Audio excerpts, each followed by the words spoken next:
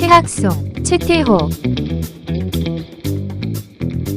우스갯소리를 잘하는 사람이 친구 집에 찾아가니 주인이 차려온 술상의 안주라고는 채소뿐이었다. 주인이 미리 말마금으로 집안이 구차해서 고기 한 점 안 놓여 미안하네 하였다. 시쳇말로 그린필드였던 모양이다. 그때 마침 마당에 닭 여러 마리가 나와서 모이를 쪼고 있었다. 우스개 잘하는 친구 말하기를 대장부가 친구를 만나 어찌 천금을 아끼겠나. 내 당나귀 잡아 안주를 장만하게나 하였다. 주인이 깜짝 놀라 나귀를 잡아먹으면 자넨 무엇을 타고 돌아가겠나. 그 친구 대답이 태연하였다. 닭을 타고 가지. 주인은 크게 웃고 닭을 잡아 대접하였다. 서거정의 태평한화 속의 한 토막이다. 대문장가로서 동국동감, 동문선, 사가정집 등을 남긴 분의 글 속에서 왜 하필이면 이런 것이 나의 흥미를 돋우는 것일까? 공자왈 맹자왈로 굳어버리고 성감 오륜만으로 굴레를 씌워 놓은 것 같은 옛날 선비들, 벼슬이 높다거나 문장으로 이름난 분이 남긴 글 속에는 보안이니 잡기니 야환이 많기리니 해서 오히려 그 시대의 인정과 풍속을 남김없이 나타내고 글 쓴 분의 인간미를 그대로 풍기는 것이 많기 때문이다. 청화가 있는가 하면 기문이 있고 연담이 있고 야록이 있다. 그 중에서도 나의 흥미를 돋우는 것은 밑바닥에 흐르는 일관된 해악이다. 옛날에 강릉 부사가 도임하는데 한량 벼슬아치를 골려 먹으려고 지방 사람들이 한패를 냈다. 대관령 넘어가는 길목 산신당에 무당을 시켜 길잡이 치성을 들여 맞이하게 하였다. 무당이 말하기를 고갯길이 두 갈래 있는데 포경이거든 아랫길로 가야지 산신이 노하신다 하였다. 아랫길로 내려간 부사는 그 고장에서 고개를 바로 들지 못하였다.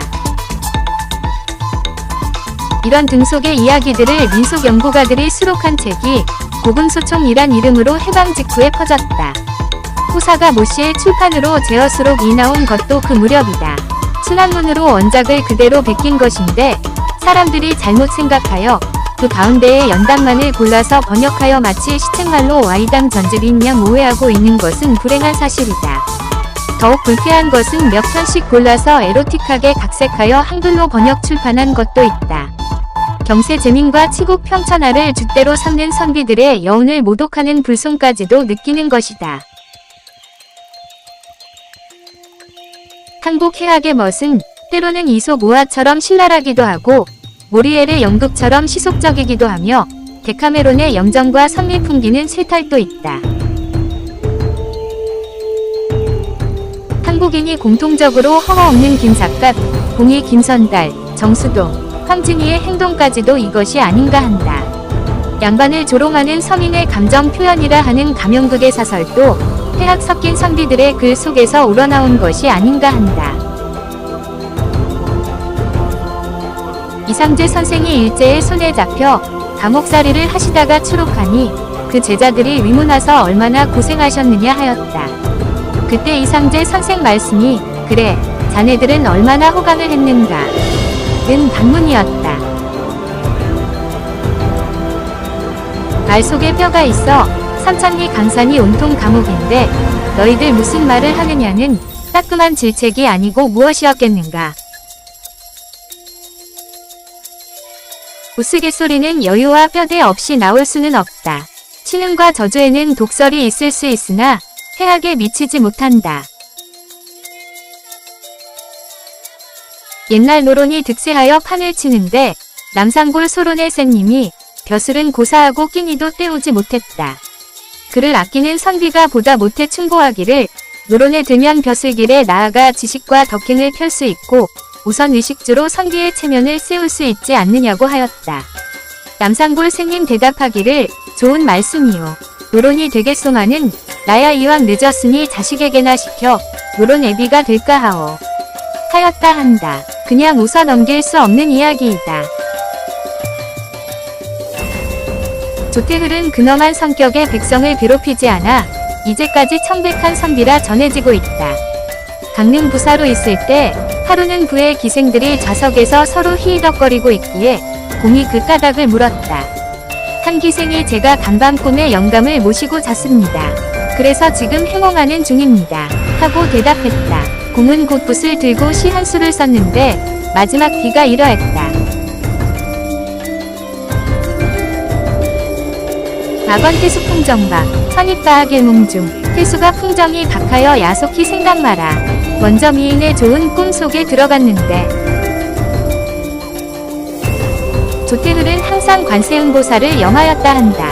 하루는 그 하인이 조태흘 하고 중얼거리는 것을 듣고 그게 무슨 짓이냐 하였다.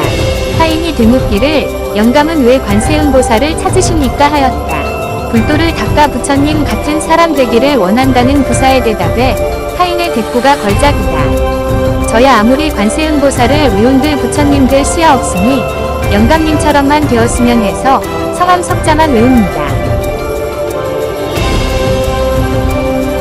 주종의 관계가 엄한 그 시대의 이야기가 이만큼 부드럽게 전하는 것도 필경은 조태흘의 너그러운 인격에도 있겠지만 멋에 넘치는 쾌락이 몸에 배었기 때문이 아니었을까. 근래의 외국 영화를 보면 음란한 회화에 감탄할 때가 많다.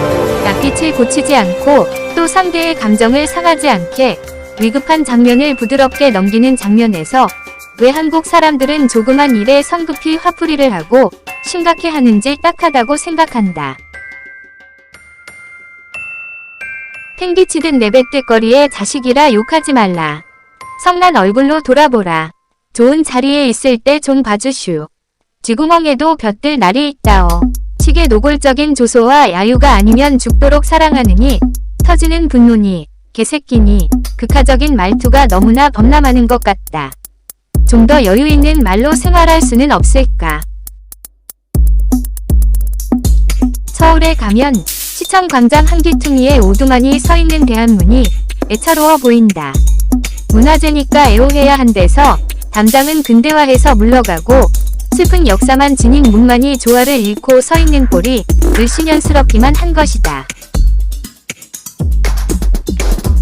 나는 거기서 옛날에 군사부일체만 찾던 스승의 후예들이 스승의 날에만 거룩하다고 칭송을 받으며 시대에 뒤떨어져가는 그런 모습을 보는 것 같이 느낀다. 그리고 요새 무형 문화재로 뽑히는 인물들이 모두 그런 꼴로 남아있는 것을 슬프게 생각한다. 태학은 한국의 생활 문화 가운데 버릴 수 없는 유산이 아닐 수 없다. 문화재 발굴이 성행되는 요사이 이것 하나만 붙잡아 연구하더라도 흔한 문화상이나 박사감 하나쯤은 무난하지 않는가 막연하게 생각하여 서론적으로 성을 덧붙여 보는 것이다.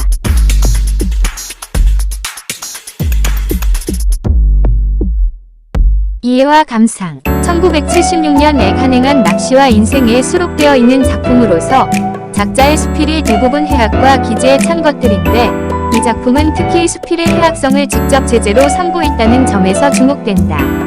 해학이란 웃음을 자아내는 풍이 있는 언어 표현을 말하는 것으로 수필 읽기의 즐거움을 유발하는 요소의 하나이다. 기지는 날카로운 판단이나 지혜를 말하는 것으로 그럴듯함과 놀라움을 느끼게 하는 중요한 요소이다. 이 수필을 통하여 독자는 수필의 중요한 요소의 하나인 해학과 기지에 대하여 알아볼 수 있을 것이다.